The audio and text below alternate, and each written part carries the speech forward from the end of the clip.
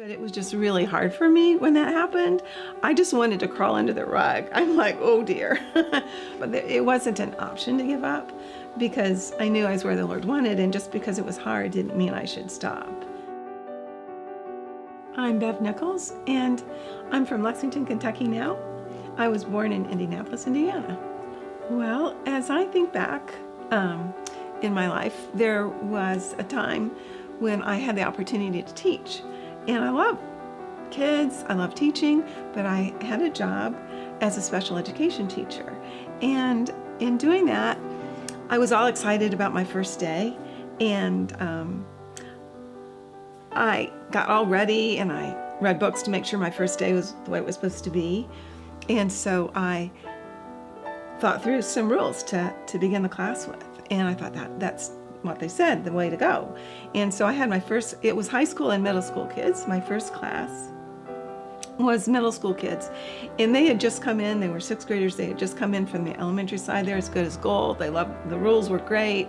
They were very respectful. I'm like, this is teaching, this is fun, I like this. And then I had my second class, and it was high school students, and it was all boys. And I'm thinking, went so well last period, this is going to be great. So, a little introduction, share the rules. And I'm not kidding you, one of the boys got on the floor, rolled laughing on the floor. And that, for me as a new teacher, was pretty devastating. And that might not seem like the end of the world to others, but it was just really hard for me when that happened. But I survived the rest of the day. He got up off the floor. We finished the class somehow. But for me, that was just like, you've got to be kidding me. And there were other difficult times throughout the year, but somehow that one was just like really challenging to start the year that way. So that was a challenging time for me. Well, as I continued to teach, I must say that was my hardest day. I would say it only got better.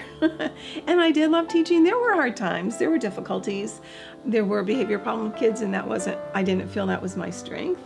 And so it made me feel inadequate a lot of times and not my best. I'm soft-spoken and short, and they were taller than me. There were hard days, but I would say that was the hardest, but it definitely got better because, they learned to respect me, and I learned to understand what kind of rules to make to make it go better. And so it definitely got better. I enjoyed the teachers and the kids. It was overall a very positive experience. The first day was the roughest.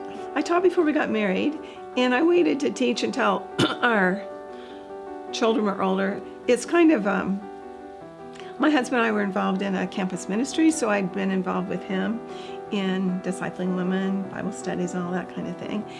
And then I had a chance to get my master's as a teacher. I was an elementary ed major, and there was an opportunity to get a scholarship to get my master's. And my husband's older than I, and he wanted to make sure I'd be okay if anything happened to him. In teaching, you typically have to have a master's to keep your degree. So that's why I taught. And so I was able to be a mom until that time. But then I'd gotten my degree, and it just worked out.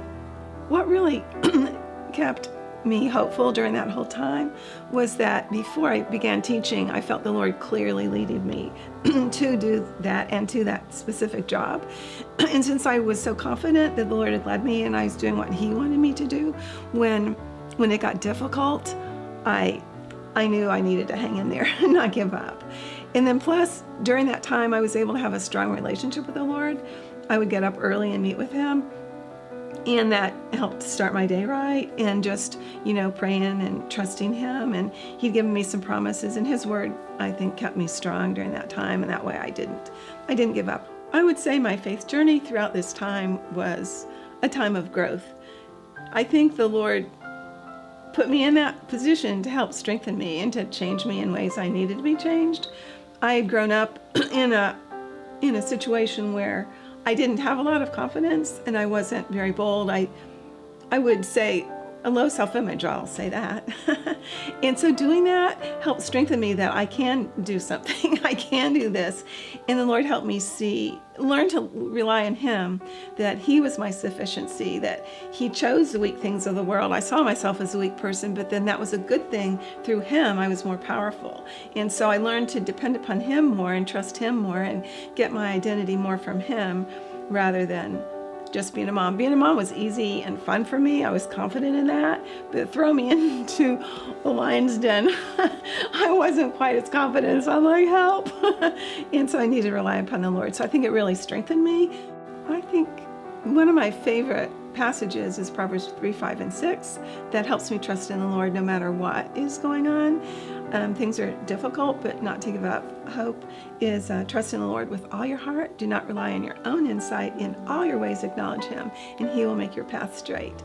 And so that to me is, holding onto him, no matter how difficult, and to help me carry through no matter what that is. It might be super difficult, no matter, it could be a family situation or really anything. It relates to all of life to me, to trust him no matter what I'm going through, and that he's going to work it out eventually according to what he knows is best. Sometimes if I rely upon what I think is going to work, that doesn't work. That's why don't rely on your own insight, but acknowledge him. So praying and trusting him, and and then having a community of others who can support you too is a key. And I had that too in the midst of what I was going through. So that makes all the difference too.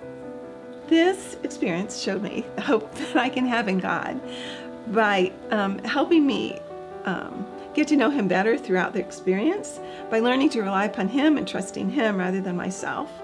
And one of my favorite quotes is from, I've heard it's Winston Churchill, when he was speaking before West Point or something like that. He got up and said 3 times, never give up, never give up, never give up. And that, I like that concept. Because like in Proverbs 24:16, it also says, though a righteous man falls 7 times, yet he rises again. So to me, hope is when you can keep on going because it's going to work out eventually. It might be lousy right now, but it's going to work out. So I think that it gave me more hope because I was trusting the Lord. Like that first day was, awful. And so I could trust the Lord that it was going to get better. So I think that as I saw the Lord work things out and I got better and I was getting more confidence, I think it helped me trust the Lord more. It gave me more confidence in the Lord that he was leading and that he would work things out. No matter how difficult things get, don't give up. I love also that in James, the Lord says to count it all joy when I encounter various trials. And so I think learning to trust him for that, because he says, because he's changing us, and that's what he says, count it all joy when I encounter various trials, because the testing of my faith produces perseverance, that he's strengthening me through that so that I can be mature and complete, not lacking anything. And so the hope to me was that no matter what I'm going through, the Lord is there and he is working and changing me. And so that to me gives me a lot of hope that no matter what, not to give up, but to keep on going. Hey everyone, thank you so much for watching that video. If you haven't yet, go ahead and hit the subscribe button so you can continue to explore faith with Lane and Roses all week, and go ahead and check out our next video right over there.